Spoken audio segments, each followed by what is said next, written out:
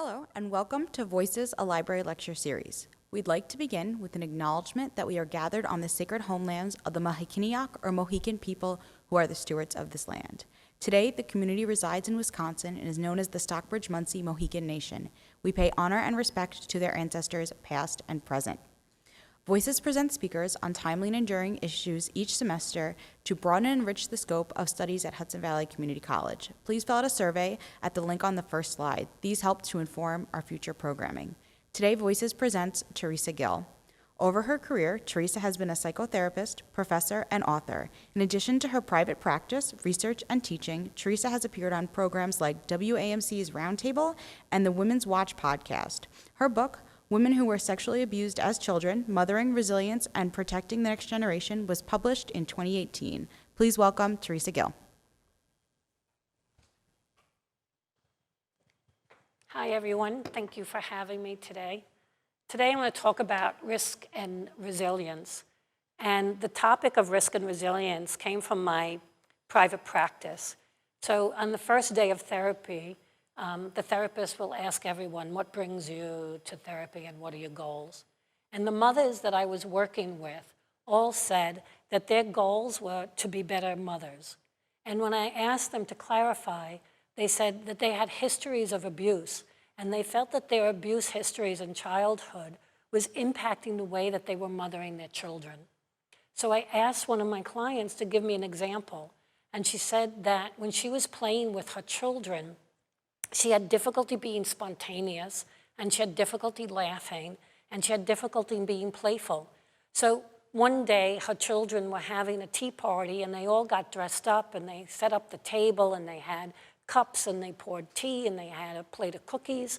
And she said, I just sat there frozen. And my kids were playing, and they were laughing, and they were giggling, and they tried to pull me in and get me involved, and I just didn't know what to do. And I realized that when I was growing up, that it was unsafe to be spontaneous. It was unsafe to be heard, and it was unsafe to be visible.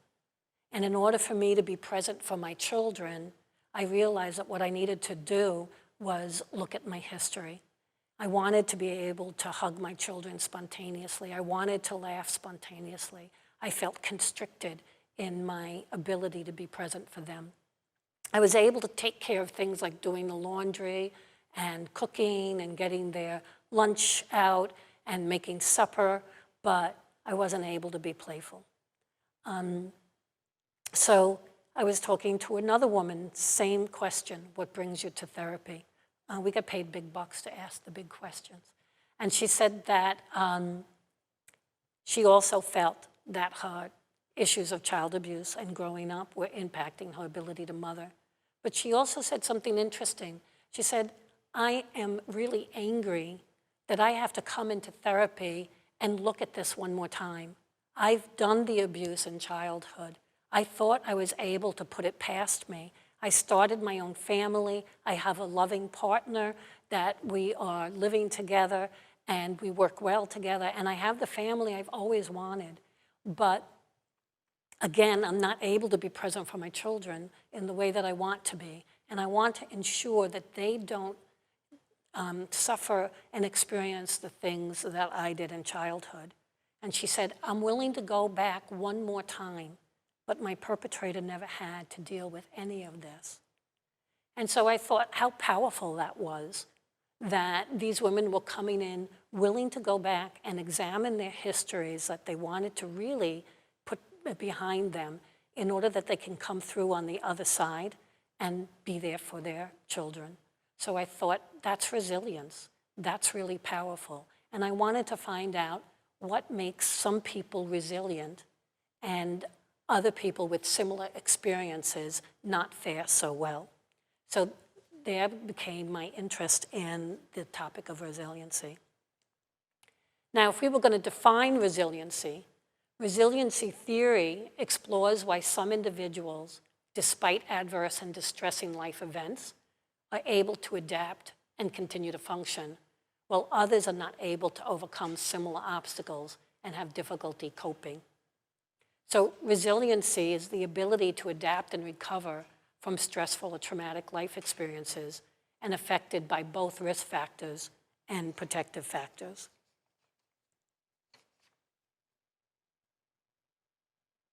When we talk about risk factors, the definition is they are negative and adverse life experiences that impedes a person's ability to function and increases their vulnerability. Risk factors come in three categories: individual risk factors, family risk factors, and community risk factors. When we talk about individual risk factors, is being born with a difficult temperament. Those are kids that are not easy. They have difficulty transitioning from one thing to another. They have little breakdowns and temper tantrums. Having a physical or learning disability or low intelligence. And again, this is a risk factor because it interferes, unless there is intervention, it interferes with their ability to function day to day. And then problems with psychological or behavioral functioning. You know, kids who have attention deficit disorder will have difficulties without intervention adjusting to being in school, being in the classroom, being attentive, having behavioral issues such as aggressiveness, again, interferes with that child's ability to be able to function day to day and to be able to connect with others in a way that would be a resource.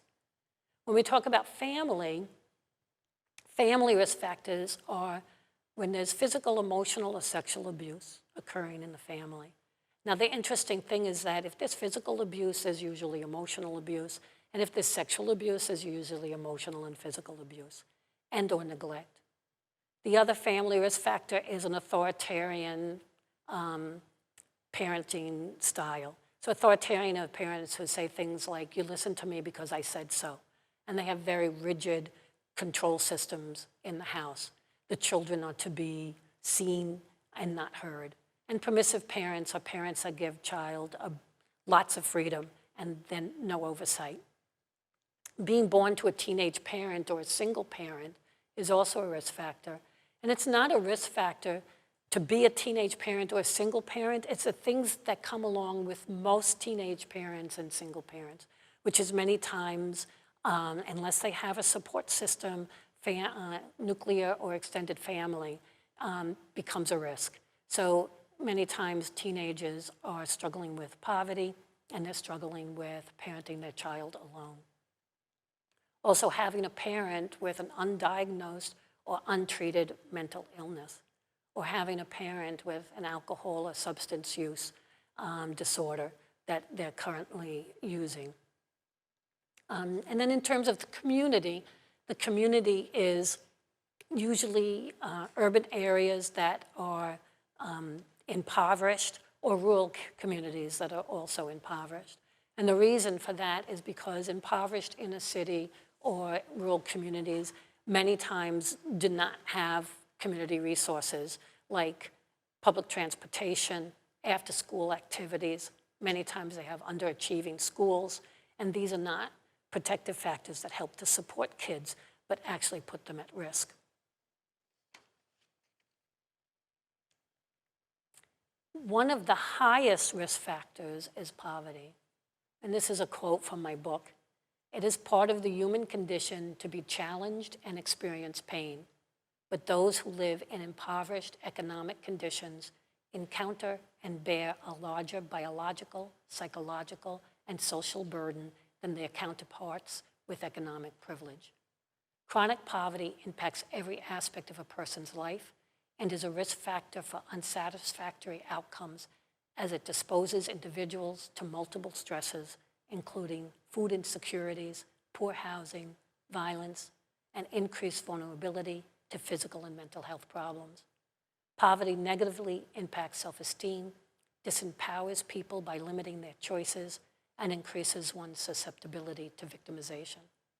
The harmful impact of poverty is further exacerbated when it merges with the damaging consequences of adverse childhood experiences, which we'll get into a little later.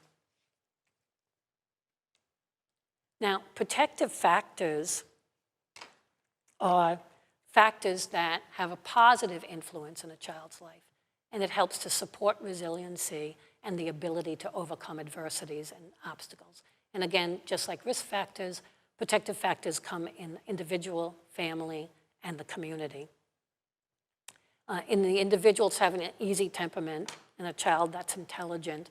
An easy temperament is a child that's able to be flexible, to kind of go with the moment. They can easily be brought from, transition from home to school or from school to a friend's house. They have a good sense of humor. A sense of humor is a protective factor because you get to laugh things off, water off a duck's back. You just kind of move through things rather than get stuck. Having interpersonal skills and social competence. Interpersonal skills and social competence allows you to gain friendships and access people in enduring relationships. And that is like the #1 protective factor. Also, excelling in a particular area. If you have a child who's really good at art or music or math or science or sports, that child shines and they feel more self-confident, they have more self-esteem, and they get acknowledged more for their area that they excel in. Having a two-parent family, and again, having a functioning two-parent family, just because the support system is there and they're not parenting in isolation. Having financial security. Sometimes I ask my students, if I were to put $100,000 into your bank account, how would things shift in your life? All of them seem to breathe a little bit easier, and their shoulders go down, and there's more of a sense of hope. Because when you're struggling with financial insecurity and it's a daily issue, your body becomes kind of constricted, and it's a stress response that you live with every day. Having authoritative parents is parents that give you structure, but at the same time allow a lot of flexibility in that structure. Authoritative parents actually love and like their children and enjoy being with them. They like to play with them. They like to listen to them. They like to do activities with them. And again, they offer them structure and guidelines, but within that, the child has a right to be who they are, and they have a say in things that are going to go on. And also having a structure and a predictable routine. Having a bedtime at a certain time, having to get up at a certain time, having rules to live by. That structure and predictability actually helps with physiological self-regulation. If you know what to predict, you just do it. If you come from a permissive household where there's no structure and no predictability, and sometimes they can go to bed at 8 and sometimes they can go to bed at 10, that's a child that's going to battle with you until you kind of surrender and allow them to go to bed at 10. But if it's already integrated into the system, less of those power struggles occur between parent and child. And then the community,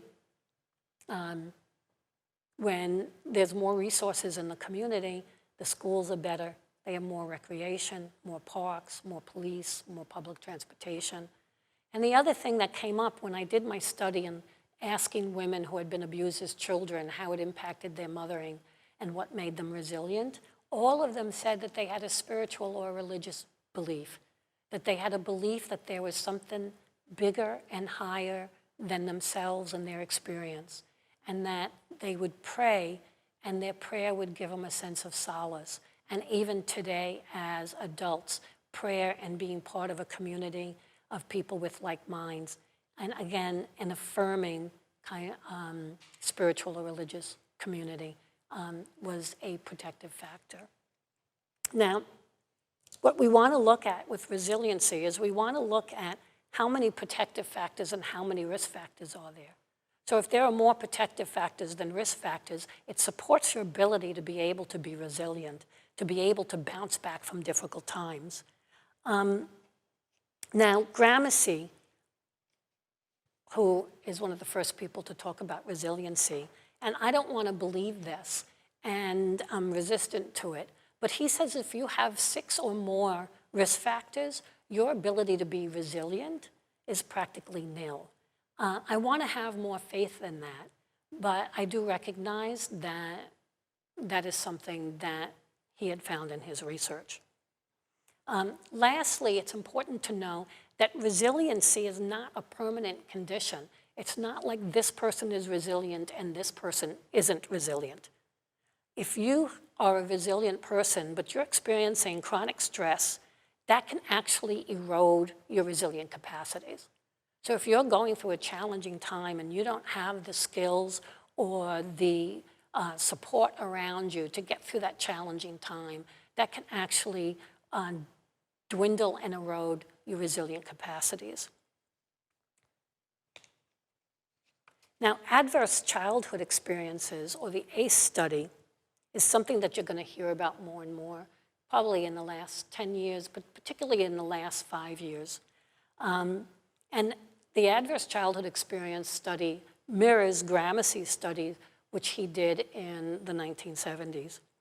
Now, what they found out is that traumatic experiences have detrimental consequences on the body and negatively impacts physical health. So the Centers for Disease Control and Prevention and Kaiser Permanente conducted a longitudinal study comprising 17,377, and again, middle-class adults with the average age of 57 years. So what they did is they examined the impact of adverse childhood experience, or ACEs, on physical health and social functioning. And it was divided into 10 categories.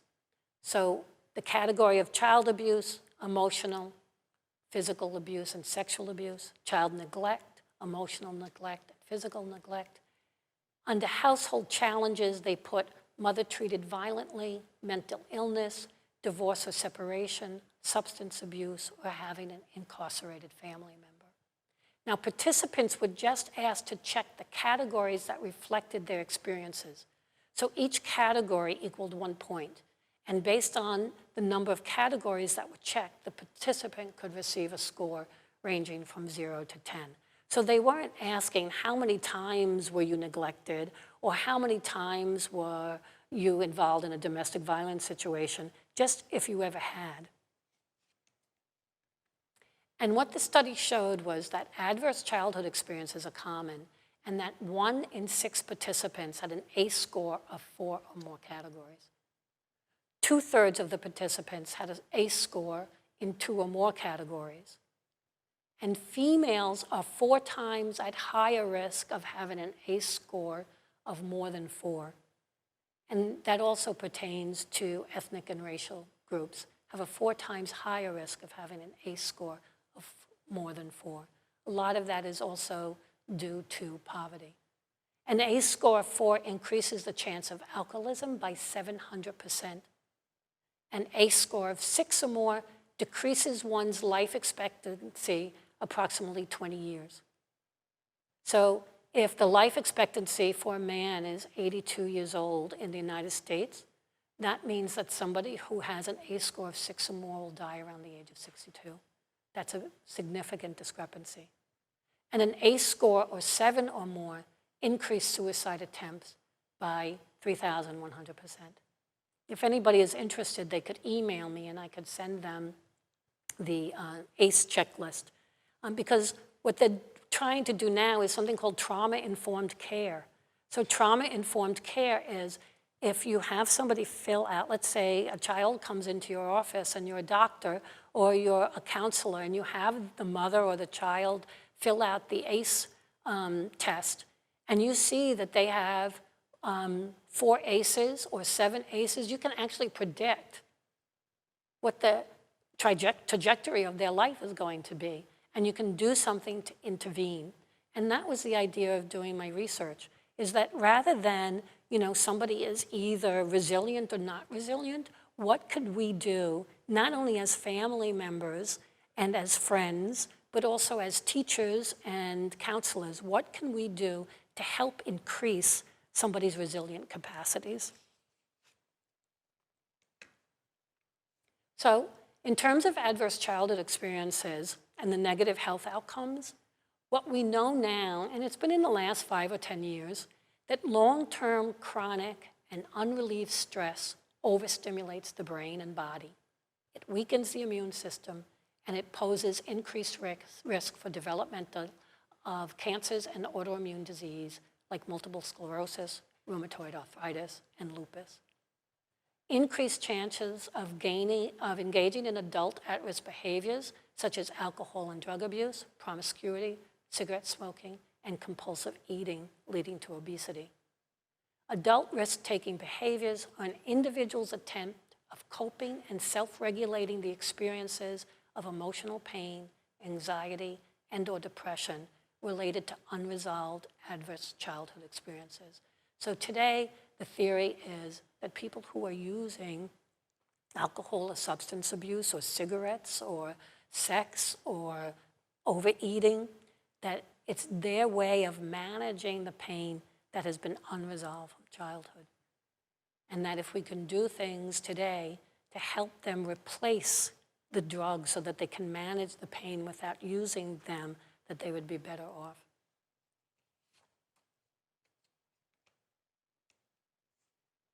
Now, when I ask my clients, and it's actually for anybody who is in the social service system who are going to be working with clients, I ask them, how did you survive? And all my clients and the women that I interviewed for my book, they all answered that there was somebody in their life that they knew loved and cared for them, whether it be a sister, an aunt, a friend, a mother, a mentor, or a teacher. They knew that they had someone that had their back and someone that they knew would be there consistently for them if they reached out. One client, Jane, told me that when she was growing up, she lived with an alcoholic father who was violent when he was drinking. When the violence was occurring, she would slip into her room and she would go underneath the covers and she would hear the screaming and the yelling outside her door. But she said when it became really overwhelming, what she would do is think about her aunt. And her aunt lived on the West Coast. She was in New York, living in New York. But she said 1 week out of the year, her birthday week, her aunt would pay for her to come visit her. And they would do special things together. They would go out shopping, they would go out to eat, they would cook together. She would buy her clothes, she would give her good attention. They would watch movies together, they would laugh together. And she didn't live with the stress of and walking on eggshells that daddy may drink again and there may be a blow up. When I asked her, how was that helpful? She said, well, when everything felt dark in my life, I would think of my aunt, and she would be the light in the darkness, and she kept me going. And then I asked her, what would happen, do you think, if you didn't have your aunt in your life? And she said, I think I would have died or gone crazy. So relationship is really critical to helping people be resilient. When women with similar histories of Jane come into my office, many times they're struggling with current relationships. In fact, problems in relationship is the #1 reason why people come into therapy. So if you grew up in a chaotic or violent or neglectful home, the defenses that you used as a child to protect you, such as shutdown or disassociation, works beautifully as a child to get you through those moments. However, as an adult, to be detached or to be collapsed or to be disassociated doesn't work. Because what I found with the women I've worked with, but even friends, even family members, that when you're collapsed or depressed or sunk, you can't be discerning in who you pick to be in your life. In fact, many of the women that I worked with, they were not pickers. They were the ones that were picked. And if somebody reached out to them, and if somebody was nice to them, or somebody offered to do something, they would just kind of like go along because they never learned to have boundaries in the relationship in their families. So since positive relationships is the #1 protective factor and is critical to resiliency, I decided that what I wanted to do for the remainder of the workshop is to look at how we pick people. So we can't pick people when we're children. We're born into families. We can't pick who our parents are going to be, or our siblings are going to be, who our extended family is going to be, or our neighbors. But as adults, we do have the choice to pick. And to pick the people who you want to have close to you. We can actually begin to choose who we want to spend our time with. So I'm going to start by focusing on attachment and trust and how to build trust. But I'm going to do it first in relationship to infancy and the first few years of life. After that, when we get a sense of attachment and the importance of attachment and how it works, I want to look at how we can then use the attachment theory and the trust cycle to build relationships in our current lives. So in order to develop attachment or trust, there's a need, it's expressed, it's met, and trust develops. And when you're a mom, and moms are the primary caretakers in our country and in most of the world, your mom's job is to meet those needs. And they're really basic needs, particularly in the first year of life. So the child has a need, they're hungry. So it expresses it. The child expresses the need through crying. And the mother feeds the child, and trust is developed. The child has a need, and they're cold. And how do they express it? They cry. And the mother realizes that the child is cold and puts warmer clothes on them, and trust is developed. And the child has a need. They have a diaper that needs to be changed. The child cries, the mother changes the diaper, and trust is developed. The child has a need. It's gassy. It cries. The mother burps the child. The gas and pain is relieved, and trust develops. The child has a need, it's bored. The mother picks the child up. She engages the child, she talks to the child, she makes eye contact, she holds the child, and the need is met, and trust develops. And in terms of mothering and this first year of life, this has to be done ideally 100% of the time. And that helps the child feel safe in the world. In the center of the circle, I put self. Because when the child expresses their needs and it gets met, what it's saying to the child is that you are heard, you are loved, you are cared for, and the world is a safe place. And from that, a sense of self-efficacy, which means the ability that you can control the world around you and that you have influence in the world around you, and a sense of self-esteem occurs. Now, the trust cycle can be broken when the need is expressed, but it's not met. Now, they have something called good enough parenting.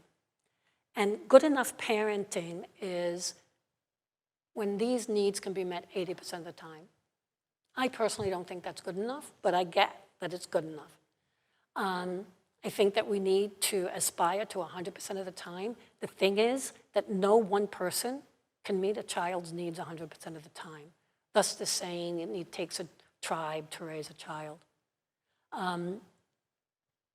But that should be the goal. And I've heard some people say, including doctors, can't you spoil a child? You cannot spoil a one-year-old. When a one-year-old has just very basic needs, food, clothing, shelter, and attachment, and the ability to gain comfort. And that's our job, to meet that child's needs. When I was doing home-based family therapy, one of the things that we were told is that if you had a mother who was in isolation and disconnected from people, that was a mother and child who was at risk, and that was a red flag. And it's a red flag because it's nearly impossible to do that job on your own. So if the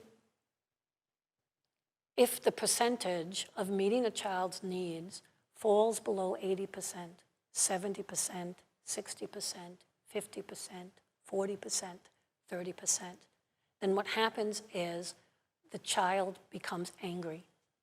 And you think, oh, well, how can a little one be angry? Well, if you think about a little one that's hungry or wants their diaper changed or is gassy, that little 7, 8, 9, 10-pound baby is going to scream, is going to yell, is going to turn purple, is going to squish their face and tighten and constrict their bodies and their fists. They will eventually, 20 minutes, 30, 40 minutes later, go to sleep, but they will wake up crying. So a child that goes to sleep in distress is a child that's going to wake up in distress. So anger turned inward is depression. And now there's a whole bunch of studies on infant mental health and kids who are depressed. And sometimes it falls under the heading of failure to thrive, where the child is actually getting all their physical needs met, but they're not getting love and they're not getting attention. They're not attached to their primary caregiver, and they just stop growing physically. They go to the doctor looks at their height and weight, and there's no growth over a period of time.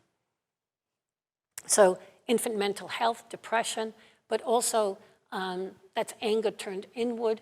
Anger turned outward is aggression towards others.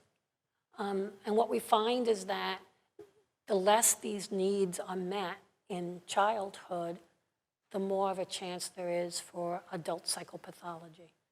Things like anxiety, post-traumatic stress disorder, drug use, and PTSD, depression, antisocial personality disorder. Now, I want to talk about something else that's related to attachment, and it's called attunement. So attunement isn't really spoken about that much, but attunement is more subtle, and it's intuitive. It's when the caretaker is responsive to those things that are not said.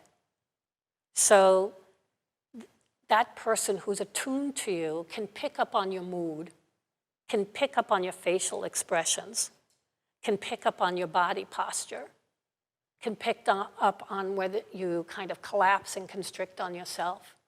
And what they do is, because they're attuned to you, they will go over and say, "How are you doing? I saw that your breathing shifted. I saw that your eyes went down." And they're attentive to those issues. It's almost like a spiritual bond. And the interesting thing is, so mothers who are attached to their kids and attuned to them, so a child's major way of expressing themselves, particularly in the first year and a half of life, is through crying. But a mother who's attuned to her child understands the different cries and what they mean. A mother understands a cry of, "I better hurry up and get to my baby." Or, "You know what? She's crying, but I think she'll go back to sleep." And they wait outside the door. And the other interesting thing about attunement is that a mother is also attuned to when things are amiss in the patterns of their daily interaction. So if your child is just sleeping a little longer in bed for their nap, it's usually 2 hours, and it's gone on 2:30, 2.5 hours. So you go in and you slowly open the door just to make sure that your little one is breathing and that they're okay. Or if your little one is in another room, there's just this type of silence where it says, "You know what? I'm not trusting this. I don't hear them. Something is up." And you go in the other room to check on them. So attunement is part of attachment, but it's actually much bigger and more important than just being attached. So I work with a lot of mothers who say that they are attached and they love their kids. However, they're not attuned to their kids. So if you're at a restaurant, and so you're bringing your child out to the restaurant because you love them and you want to feed them, but you're on your text messaging, that's not attunement. And so if, you're busy, one situation was a client of mine who said that she loved her daughter.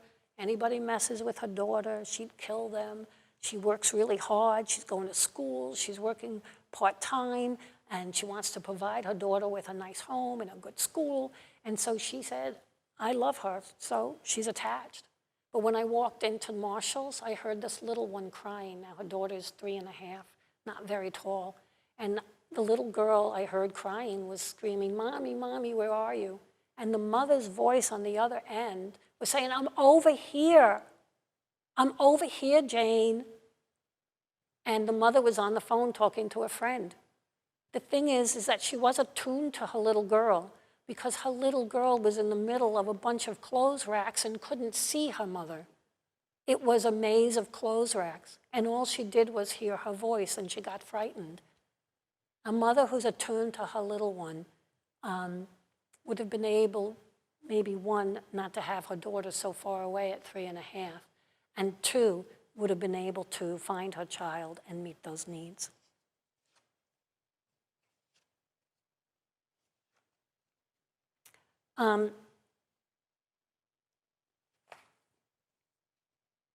So what I want to do today is kind of look at how we can use this trust cycle and the issues related to attachment and attunement in order to make a bridge to how we can use it in our adult lives. So if relationship is really important to resiliency, we need to make sure that we pick people in our lives that are able to meet this trust cycle, that are able to be attached. Now, there are some people who have been hurt in such a way that they can't give. They don't have the capacity of building up trust. I'm going to go back to the other side. So if you've been hurt in such a way, maybe because your own attachment needs weren't met, maybe because your own history of abuse, then they can't give to you. And so I make a distinction between my primary friendships, my secondary friendships, and my tertiary friendships. My primary friendships are the people that I keep close to me. And my primary friendships have the capacity to give 100%. That doesn't mean that they're going to give 100% every time I need them. So if I call my partner and I say, honey, something terrible happens, can you talk to me? He may say, I would really love to. Can it wait until 5:30? I have to get this package out and I can talk to you after that.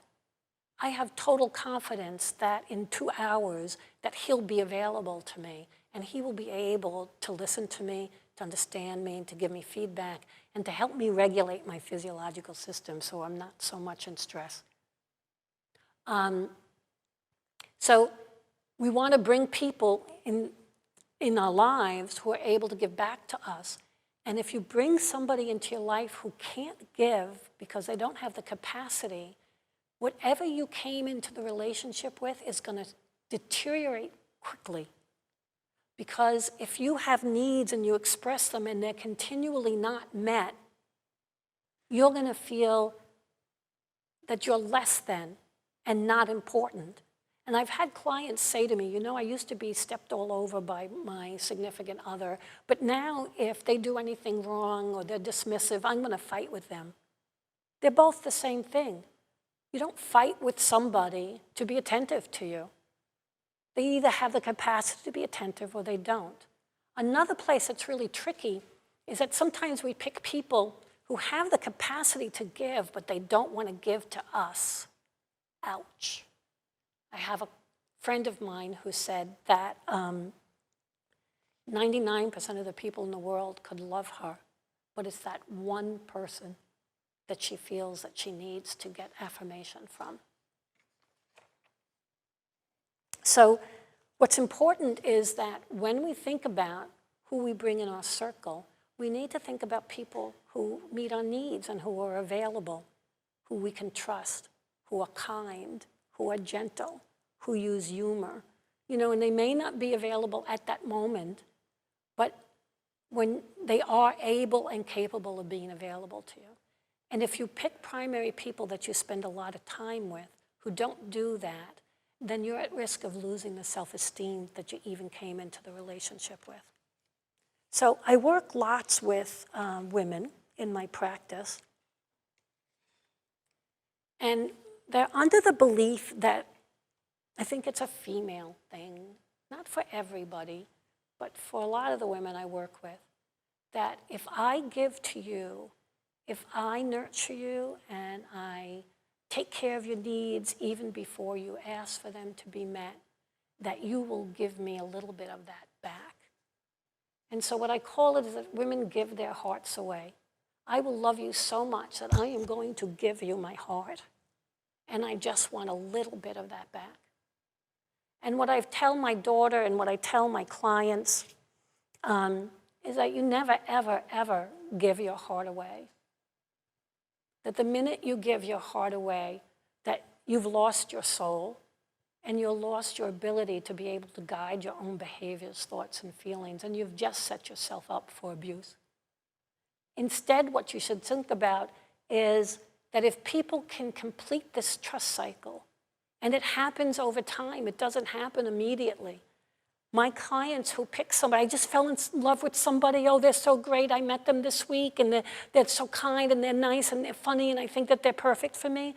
That kind of quickness is really coming from a sense of emptiness that needs to be filled. And what Bowen says is you go back to your most distant parent, because that's where the emptiness really comes from. And that we're trying to fill the emptiness with current relationships. So what we need to do is, I would suggest, is that when people are able to meet this cycle, then they get and earn a place in your heart.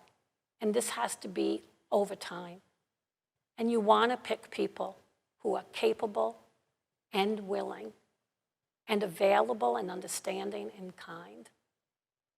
Now, if the relationship has been irreparably ruptured, then they're taken out of your heart, and that's the punishment. So there's no fighting, there's no yelling, there's no drama.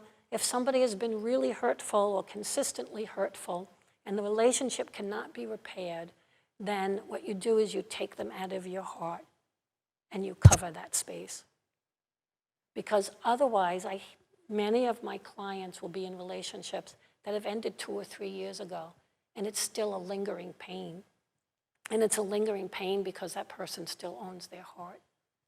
But if you take your heart back, and then your job is to heal that space that was left empty. And one way to heal that space that was left empty is to bring those people who love you, who can complete this cycle, closer to you. And the other thing that's really important is to learn how to emotionally self-soothe in challenging times. And again, learning how to emotionally self-soothe, what that looks like is going to be based on your childhood hurts, and it's going to mirror that. So in some ways, the job is to bring people close to you who care about you and love you, because they do feed yourself and who you are. I know that we have a culture that says, love yourself, be strong, you don't need anybody. That's not true. It's only a fragment of the truth. It's a biological and psychological imperative that we are in positive, sustaining, and affirming relationships with others. And that now as adults, we can pick who those people are going to be. And we pick them using this trust cycle. And we all have people that we give more to than we get back. Relationships need to be reciprocal. You have to give and take. And some relationships are just about taking. So I would ask you to think about who those relationships are and how can you reconfigure the role that they play in your life. And if you don't have 3 to 5 people who are those primary people, then you get a therapist. And a therapist helps you to work through that. And a therapist becomes the mirror of what a positive relationship should look like and helps you to learn how to self-soothe in challenging times.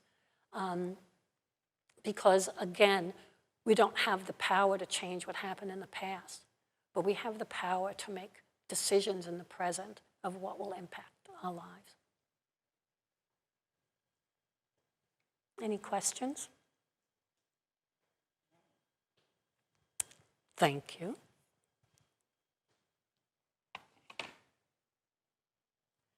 How does the lack of parental leave in the United States affect attachment and trust? That's a big question. So, Bronner says, he's dead now, but a long time ago, you'll read him in your child psych books. He said, and attachment theorists too, as long as that child has one person who is totally devoted and attuned to them and loves them, that it doesn't have to be the mother or the parent. So if you have a caretaker who is able to do that trust cycle for the child and is able to meet their needs and come in with an open heart and love that child, and that child makes them smile on a cellular level, then that child will be fine. It doesn't have to be the parent. Although there are other countries where if you're a father, you get a year off to be able to be supportive of the mother. And again, it goes back to, raising a child alone and it being a risk factor. And women get 2 years in order to take care of the child because they know that that first year and the first 2 years are really, really important to social emotional development. And how do I feel that gender inequity fits into the research? Well, not 100% clear about the question, but my first response is that women are the primary caretakers of children, and the responsibility falls on their shoulders. That's gender inequity. That when women ask for support, they usually say, will you be willing to take care of, or would you be willing to babysit? This is even sometimes to the child's other parent. So women do feel responsible for taking care of the child's needs, taking care of the home needs, cooking and cleaning, and taking care of the child's social emotional needs and their physical needs. And then that's a gender inequity. Because again, women can't do this alone. And many now today, women are working outside the home, so they have their jobs outside the home, and they still feel responsible for the children and the household chores. And that's a great burden for women to carry. The reason why I studied women and not other genders is because my practice is primarily of women. So when I didn't advertise, and many of the women I worked with were in recovery for alcoholism, and they would have their 1-year sobriety or their 2-year sobriety, and they would get to tell their story. So part of their story was talking about their history of abuse and how that fed into their substance use, and then their therapy and what they were doing in their therapy to heal. So people would come to them and ask them, who are you seeing? And that's how I would get my referrals. So most of them were women. Now, I have a really nice partner, and he said to me, I would really like you as a therapist, but I don't think I would need a nurturing woman to be my therapist. I think I would need a nurturing, strong, gentle man to be able to work my stuff through. So even though there are times that I saw men, usually after about a session or two, I referred them to a male therapist.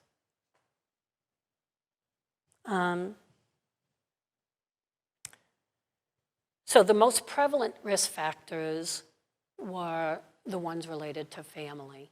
So having physical abuse, sexual abuse, emotional abuse, having neglect, no protection, mother with or parent with an ongoing substance use issue, or mental illness that's not medicated, that doesn't bring safety to the home. Children don't feel like they can go to their parents when they're having difficulties. And what they do is they use defense systems in order to manage and survive in a house that's really chaotic and unpredictable and scary. So those are the most prevalent risk factors.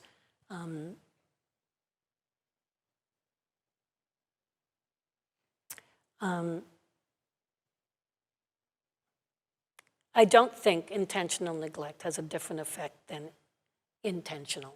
So whether you intentionally neglect a child or not, it's still the same impact on the child. Nobody is there for them. Nobody is able to, be able to protect them or be able to be attuned to what's going on for them. So one of the questions I ask when I'm doing inner child work is, who was there for you? Nobody is the answer. And how do you explain that? Because my father was an alcoholic and my mother was depressed. And then we ask the question, and so what did you come to? The belief I came to was that I was unlovable, or that I was undeserving, or that it's best to be quiet. So I don't think that intentional versus non-intentional makes a difference. The impact is the same on the child. How much attunement do you think can be learned? So, good question. I don't think it's biological. Well, let's put it this way. I'm going to take the risk of saying that I think that attunement as a human being, we are born with it. But I think that the ways that we get hurt, that ability to be attuned to others and to ourselves is covered up by defense systems. And defense systems, as some of you may know, is either to go into collapse and cut off from the self, or to be hypervigilant and to go into fight, flight. And when you're in those two survival modes, you're not going to be able to be attuned to others in a way that will be nurturing and sympathetic. So this is what I think. Selma Freyberg said that a mother, but it could be a person, whose own cries of their inner child are not heard, is not going to be able to meet the cries of her own child. So I think what needs to happen is, and again, I'm an attachment theorist, I think that we need to go back and we need to be able to uncover those wounds from the past so that you can see how you were hurt, that you can have the feelings that were not able to be expressed back then, so that you can move through it. And in that process, you can learn empathy and attunement. But if you're shut down or you're in fight flight, your ability to be able to be attuned is also truncated from your experience. So I believe in doing kind of inner child work and going to the past and retrieving those moments. So one way to think about it is, I don't have a blackboard, but there's the before the abuse phase, and after the abuse. And what happens is people get stuck in the abuse phase because nobody was there to talk to. Nobody was there to tell. Nobody was there to help them regulate the experience. And so they get stuck in time in the trauma. And then their physiological system is continually repeating that stressful event, and they begin to look at the world in the way that in a trauma state. Again, collapse or fight, flight. So what we want to do in therapy is take them from that event and bring them to post-trauma so that they can heal and be the person present for them, attuned to them, that they didn't have when the event occurred. And for some people, it's a chronic event that happens lots, and for some people, it may be a one event. And it's important that you can actually be resilient and then have a number of crises that actually tear down your resiliency and actually put you at risk. But again, family, friends, primary caretakers in our life who can be there for us. And now, as adults, we have a choice of who we bring into our lives. And I make a distinction between who are my primary people, my go-to, and those are only people who are capable and willing to be there for me. And then the secondary and tertiary people are people who take more than they give, but for whatever reason, I may have them in my life, but I don't spend as much time and I don't give as much energy. Any other questions? One more?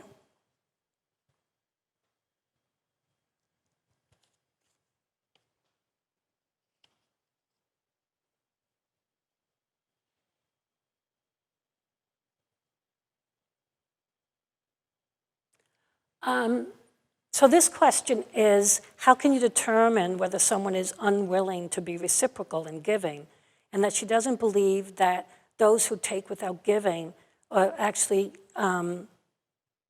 being intentionally exploitive? That may be true. So they may not be intentionally exploitive, and they may actually say that they love you and care about you, but all relationships need to be reciprocal. When you give, you need to get back. Otherwise, it's only one way. And eventually, that is tiring and wearing on the person. So if they don't have a sense of enlightenment around relationships, and that relationships need to be give and take, you're still not getting what you need from an affirming relationship. So where do you go? So you have a primary person in your life, and intentionally they're not giving to you, they're not doing it purposely, but they're still not giving to you, is that a relationship that you want to be in? Is that a relationship that's affirming? Is that a relationship that's going to be able to support you in moving forward with your dreams? Is that a relationship that's going to be able to be of value in any given moment in terms of, listening and laughing and being available and present? To me, it wouldn't be, intentional or not intentional. So they have some growth to do. When I was younger, in my 20s and 30s, I might be willing to be more patient with people that didn't give well. But now that I get older, I'm more selective. And I'm not mean to anybody, and I don't shut people out, but I'm just more selective of who my primary people are and who I go to when I'm struggling or in need. You don't want to go when you're in need to somebody who can't give, doesn't know how to be in tuned, isn't attached. Because then what you're going to do is just play out your childhood issues. Play out the issue of, the parent that you were the least attached to and was the least available to you. And that's not pleasant. We want to do something different than our childhood experiences. I think that's the end. Thank you all for coming. I want to, if you want more information about what I've talked about today, you could go to my blog on Psychology Today. And if you want to hear any of the radio programs that I've done, you can go to my website. There you could also get the information on the blog. And if you want to email me, you can email me at t.gil@hvcc.edu. And if anybody wants the ACE test or you want more information on ACEs, I can send you some articles. Or if you just want to get in contact with me, feel free to do that.